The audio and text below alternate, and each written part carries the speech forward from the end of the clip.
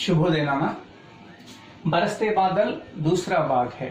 पहले भाग में 2 स्टैंजा कंप्लीट करे हैं, तो ये तीसरा और चौथा जो स्टैंजा हैं, आज इनके बारे में कुछ विचार प्राप्त करें। रिमझिम क्या कुछ कहते बूंदों के स्वर, रोम सिहर उठते छूते वे भीतर अंतर। रिमझिम क्या कुछ कहते बूंदों के स्वर, रोम सिहर उठते छूते वे भीतर अंतर। धाराओं पर धाराएं झरती धरती पर, रज के कण कण में तृण तृण को पुलकावली भर। झम झम झम झम मेघ बरसते हैं सावन के, चम चम चम गिरती बूंदे तरवों से छनके। पकड़वार की धार झूलता है मेरा मन, पकड़वार की धार झूलता है मेरा मन। आवो रे सब मुझे घेर कर गावो सावन, इंद्रधनुष के झूले में झूले मिल सब जन। फिर आए जीवन में सावन मन भावन, सावन मन भावन। झम झम झम झम मेघ बरसते हैं सावन के, चम चम चम गिरती बूंदे तरवों से छनके। देखिए, सुमित्रानंदन पंत कहते हैं, रिमझिम क्या कुछ कहते बूंदों के स्वर, बूंदों का स्वर। और दूसरा हमें यहाँ सुनाई देता है। पहले स्वर छम छम की ध्वनि दिया था, लेकिन दूसरा स्वर ये है रिमझिम। जब पानी बरसता है, पानी के बूंदों के टपकने की जो ध्वनि है, रिमझिम की ध्वनि हमें दिखाई देता है, सुनाई देता है। तो रिमझिम क्या कुछ कहते बूंदों के स्वर, रोम सिहर उठते छूते वे भीतर अंतर। रोम सिहर उठते, रोम केश, सिहर उठना रोमांचित होना, रोम सिहर उठना रोमांचित होना। छूते स्पर्शा करना, वे पानी की बूंदे भीतर अंदर, भीतर अंदर, अंतर हृदय, अंतर हृदय। तो रोम सिहर उठते हैं, रोमांचित हो जाते हैं। कब होते हैं? वे पानी की बूंदें भीतर, अंदर जो हृदय अंतर है, अंदर जो हृदय है, उसे स्पर्शा करने पर रोम सिहर उठ जाता है। इसका मतलब ये है, पानी की बूंदें, जो ठंडा पानी के जो बूंदे हैं, वह पानी शरीर के जो अंदर का हृदय को स्पर्शा करते हैं, तो उस ठंडापन से हमारे रोम सिहर उठ जाते हैं, रोमांचित हो जाते हैं। तो रोम सिहर उठते छूते वे भीतर अंतर। धाराओं पर धाराएं झरती धरती पर, धाराओं पर धाराएं, इसका मतलब क्या है? तो वर्षा पर वर्षा, तो भारी वर्षाओं के कारण धाराओं पर धाराएं झरती धरती पर, धरती पर भारी भारी वर्षा के कारण क्या होता है? रज के कण कण में, रज का अर्थ है, रज का अर्थ मिट्टी या धूली। रज के कण कण में, कण का अर्थ होता है हर अणु।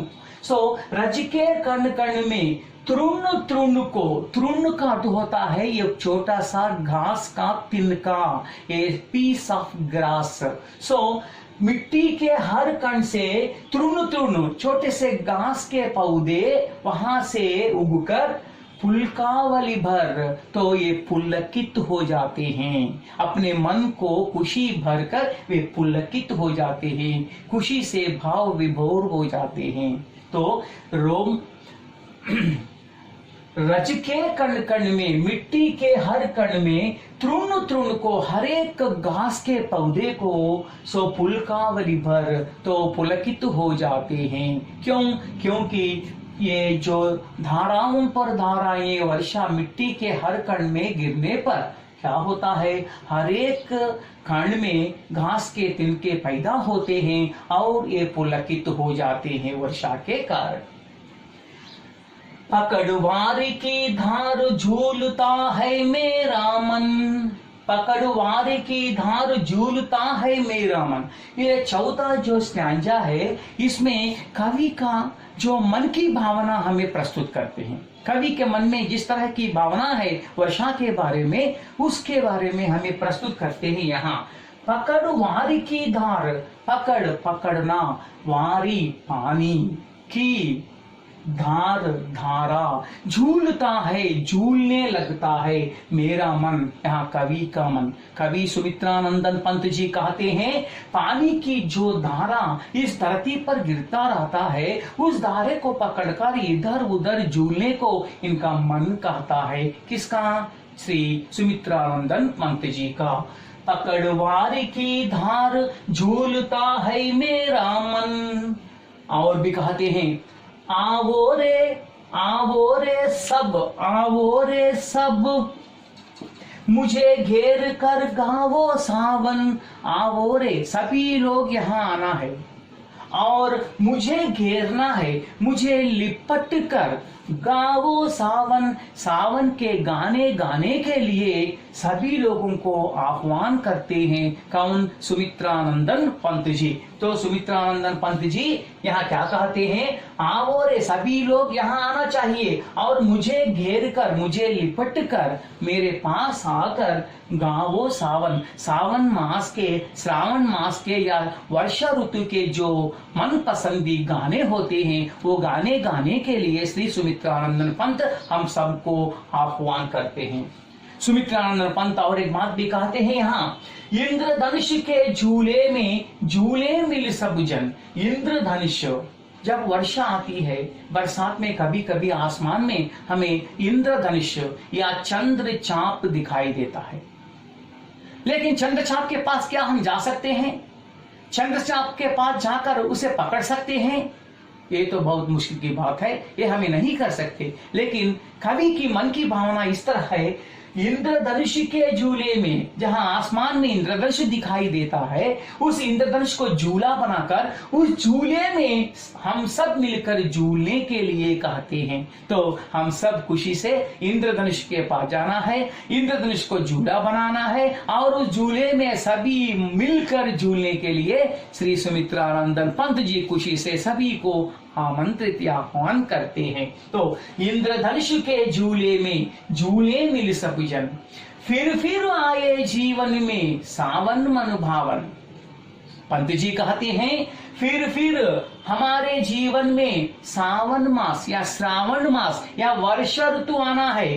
क्यों आना है? क्योंकि ये सावन हमें मन भावन करती है, मन को भाती है, मन को पुलकित करती है, हमें हमारे जीवन को खुशी देती है। इस तरह खुशी देने वाली जो बरसात है, जो वर्षा ऋतु है या श्रावण मास है, हमारे जीवन में बार बार आने के लिए कवि अपने मन की भावना हमें प्रस्तुत करते हैं। तो पकड़वारी की धार झूलता है मेरा मन, पानी की धारा को पकड़कर उनका मन झूलने को कहता है। और कहते हैं आओ रे सब, मुझे घेर कर गाओ सावन। सभी लोग मुझे घेरना है, मुझे लिपट कर श्रावण मास के गाने गाने के लिए हमें आह्वान करते हैं।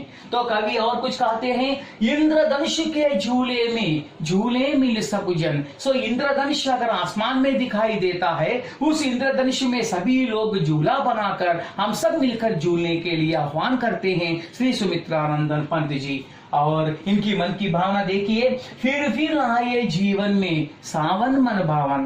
तो इस तरह ये कहते हैं कि फिर या बार बार हमारे जीवन में सावन आना चाहिए, हमारे मन को भाना चाहिए, हमें खुशी देना चाहिए। इस तरह कहते हैं श्री सुमित्रानंदन पंत जी।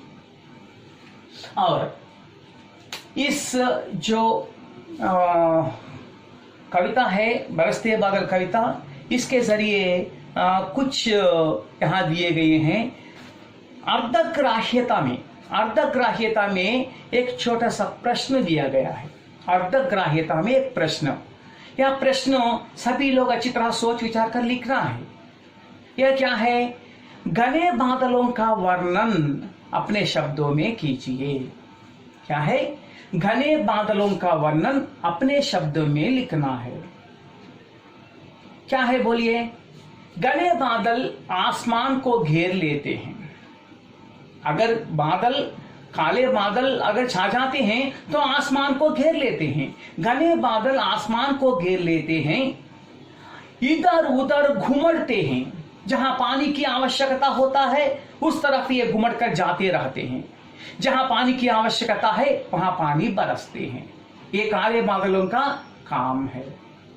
घने बादल काले रंग में या श्याम वर्ण में रहते हैं। घने बादल किस तरह के वर्ण में या रंग में रहते हैं? काले रंग में या श्याम वर्ण में रहते हैं। और अगर बादल एक दूसरे से टकराते हैं तो घोर गर्जना हमें सुनाई देता है। दो बादल अगर एक दूसरे से टक्कर मारते हैं तो घोर गर्जना हमें सुनाई देते हैं। और घने बादलों से प्रकृति नई चेतना और नई शोभा से पुलकित होती है। अगर आसमान में नए बादल छा जाते हैं, भारी वर्षाएं होती हैं, तो इस प्रकृति में नया चैतन्य आ जाता है और नई शोभा आ जाती है और प्रकृति पुलकित हो जाती है। इस तरह बादल के कारण ही प्रकृति पुलकित होती है। और इसमें एक छोटी सी कविता दिया गया है। वह कविता क्या है? बंद किए हैं बादल ने, बंद किए हैं बादल ने अंबर के दरवाजे सारे। बंद किए हैं बादल ने अंबर के दरवाजे सारे। नहीं नजर आता है सूरज का कहीं चांद सितारे। नहीं नजर आता है सूरज का कहीं चांद सितारे। ऐसा मौसम देखकर चिड़ियों ने भी पंख पसारे। हो प्रसन्न धरतीवासी नभ की ओर निहारे। हो प्रसन्न धरतीवासी नभ की ओर निहारे। इस तरह इसी पाठ में ये कविता दिया गया है। इस कविता के द्वारा हमें यह क्या दो प्रश्न पूछे जाते हैं, वो प्रश्न देखकर इसमें जो भाषा की बात है वो भाषा की बात सुनकर हमें चले देखें। तो देखिए, किसने अंबर के दरवाजे बंद किए हैं? वहां इसमें दिखाया गया, बंद किए हैं बादल ने अंबर के दरवाजे सारे। किसने बंद किया है? बादल ने। अंबर का क्या होता है? आसमान है। आसमान का जो दरवाजा होता है उस दरवाजे को बंद किसने किया है? किसने किया? बादल ने। क्योंकि जब बादल आसमान में छा जाते हैं तो आकाश का या आसमान का दरवाजा नहीं खुलता है। आसमान ऊपर रहता है, बादल नीचे रहता है, दो भी ऊपर ही रहते हैं। तो बंद किए हैं बादल ने अंबर के दरवाजे सारे, तो इसमें बादल वहां आसमान के दरवाजे सारे बंद किए हैं। और इस कविता का विषय क्या है? इस कविता में एक विषय जुड़ा हुआ है। यह विषय क्या है? इस कविता में प्रकृति की महानता के बारे में, प्रकृति की चीज बादल के बारे में, जिस तरह बादल प्रकृति की सेवा करता है, हाँ, प्रकृति की सेवा कर प्रकृति को हरी भरी करती है, हमें हमारे जीवन को खुशी देती है, उसके बारे में यहां दिया गया है। और आखिरी प्रश्न क्या यह है, अंबर के दरवाजे बंद करने पर कौन नजर नहीं आती हैं? तो अंबर का जो दरवाजा है, दरवाजे को बादल ने बंद किए हैं। बादल ने बंद करने पर कौन नजर नहीं आते, कौन नहीं दिखाई देते हैं? तो बंद करने पर केवल चांद और सितारे हमें नहीं दिखाई देते हैं। कौन नहीं दिखाई देते हैं? चांद और सितारे नहीं दिखाई देते हैं। और दूसरा है, इसमें पाठ्य पुस्तक में कुछ पर्यायवाची शब्द दिए गए हैं। कुछ पर्यायवाची शब्द वो क्या है? पहला तरु है। क्या है? तरु। तरु का अर्थ होता है पेड़, वृक्ष, पादप। तरु की जो पर्याय शब्द है पेड़, वृक्ष, पादप। पेड़, वृक्ष, पादप। गगन, जो गगन शब्द है, गगन के पर्यायवाची शब्द क्या है? आसमान, अंबर, आकाश, व्योम भी कहते हैं, अंतरिक्ष भी कहते हैं। तो देखिए, आसमान, आसमान, अंबर, आकाश, व्योम और अंतरिक्ष, इस तरह हमें गगन को पर्यायवाची शब्दों में बुला सकते हैं। तो गगन, आसमान, अंबर, आकाश, व्योम और आदि कुछ कह सकते हैं, अंतरिक्ष भी कह सकते हैं। घन, घन का अर्थ होता है बादल, मेघ, वारिध। घन का जो पर्याय शब्द है, घन का पर्याय शब्द बादल, मेघ, वारिध कहकर हमें बुला सकते हैं।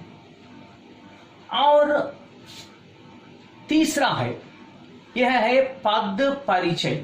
क्या है? पद परिचय। ये किस तरह है पद परिचय?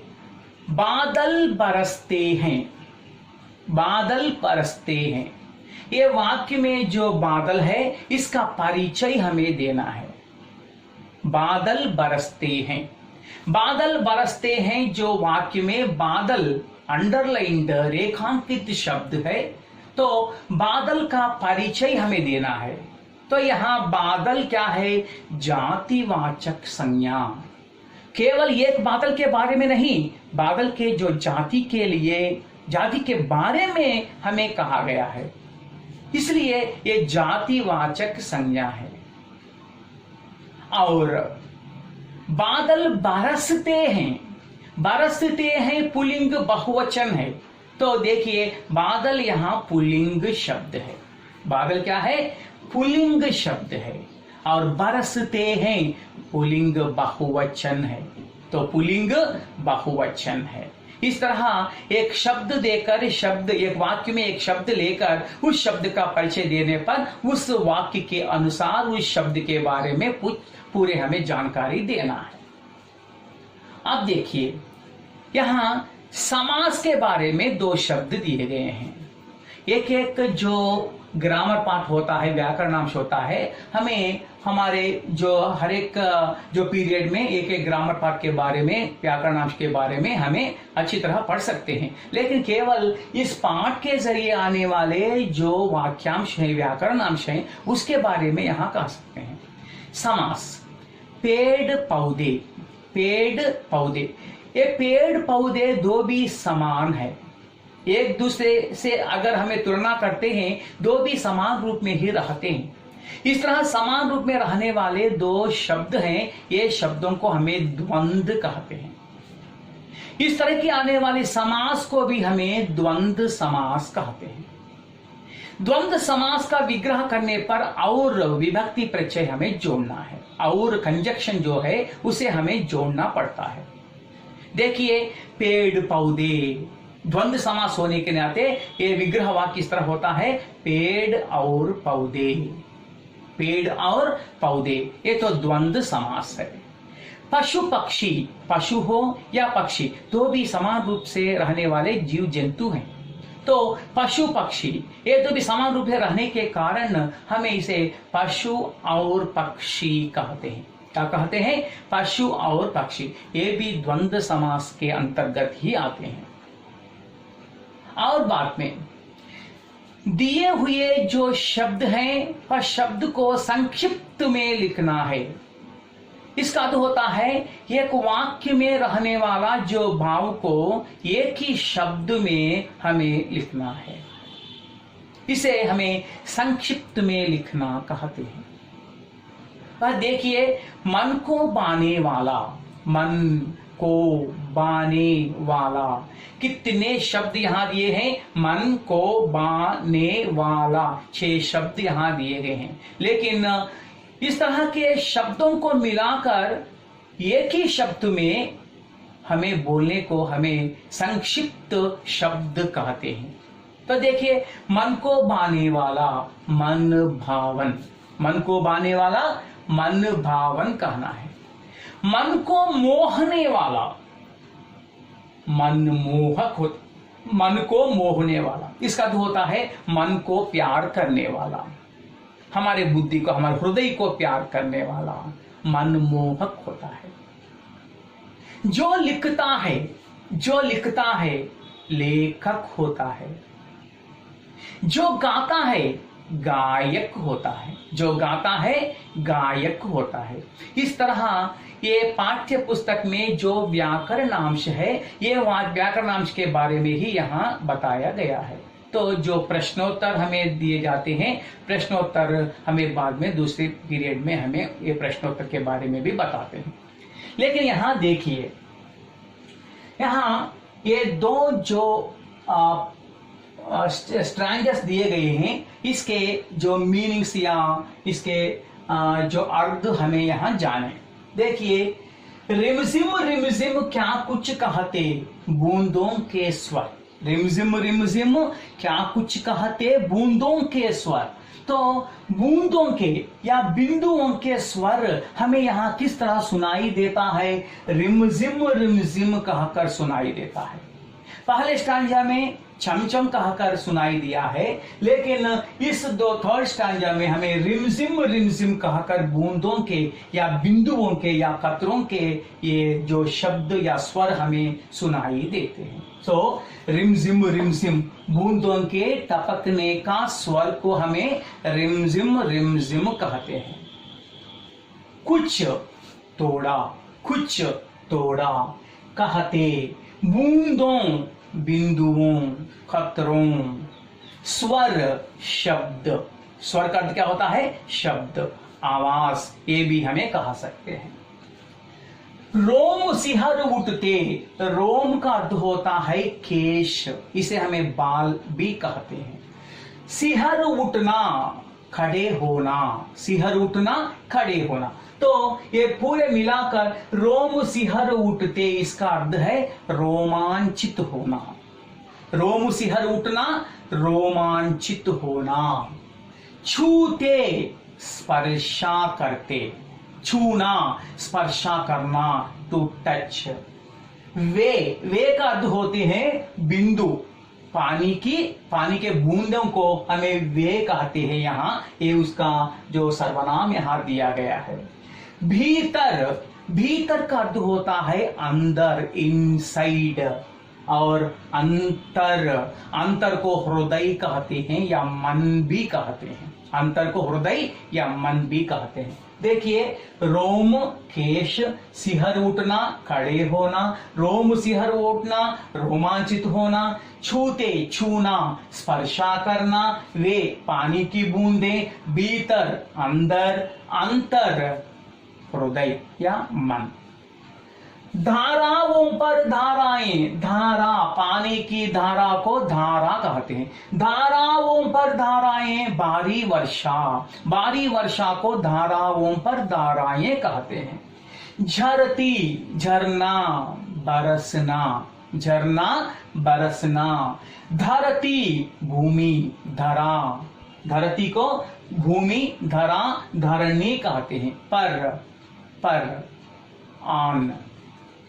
रज के कण कण में, रज का अर्थ होता है मिट्टी या धूली। मिट्टी के धूली को हमें क्या कहते हैं? रज कहते हैं। रज के कण कण में, धूली के हर कण में, कण कण हर अणु। कण कण का अर्थ क्या होता है? हर अणु में। तृण का अर्थ होता है घास का तिनका। तृण का अर्थ क्या होता है? घास का तिनका। पुलकावली, पुलकित होना, खुशी होना, भर कर, मन भर कर। और ये चौथा जो स्टैंजा है, इसमें पकड़वार की धार झूलता है मेरा मन। तो सुमित्रानंदन पंत जी कहते हैं, पकड़वार की धार, इनका मन पकड़ना, वारी पानी, धार धारा, झूलता झूलने लगता है मेरा कवि का मन, उनका मन हृदय। तो यहां देखें पकड़, तो इसका अर्थ होता है यहाँ उनका मन पानी की धार को पकड़कर झूलने लगता है, पानी की धार को पकड़कर झूलने लगता है। तो यहाँ पकड़ पकड़ना, वारी पानी, धार धारा, झूलता है झूलने लगता है मेरा, यहाँ कवि का मन हृदय, मन हम यहाँ अर्थ ले सकते हैं। आओ रे, आओ रे सभी लोग आना है, आओ आ जाओ, मुझे यहाँ कविवर को घेर कर, घेरना लिपटना, घेरना लिपटना, घेर कर गावो, क्या है गावो, गाना है, सावन श्रावण। तो कवि कहते हैं सभी लोग यहाँ आकर मुझे घेर कर श्रावण के या सावन मास के या वर्षा ऋतु के गाने गाने के लिए यहाँ आह्वान करते हैं। तो देखिए यहाँ आवो रे सभी लोग आना चाहिए, मुझे कविवर को घेर कर, घेरना लिपटना, गावो गाना चाहिए, सावन श्रावण मास। इंद्रधनुष के झूले में, झूले मिल सब जन, इंद्रधनुष, इंद्रधनुष को हमें चंद्र चाप के कहते हैं और अंग्रेजी में इसे रेनबो भी कहते हैं। तो इंद्रधनुष चंद्र चाप, झूले, झूले का अर्थ होता है जो वस्तु पर बैठकर हमें जो झूलते हैं उसे हमें झूला कहते हैं। ये तो नाउन है, तो ये तो संज्ञा है। झूले में, झूले टू स्विंग, ये तो क्रिया है, ये तो संज्ञा है।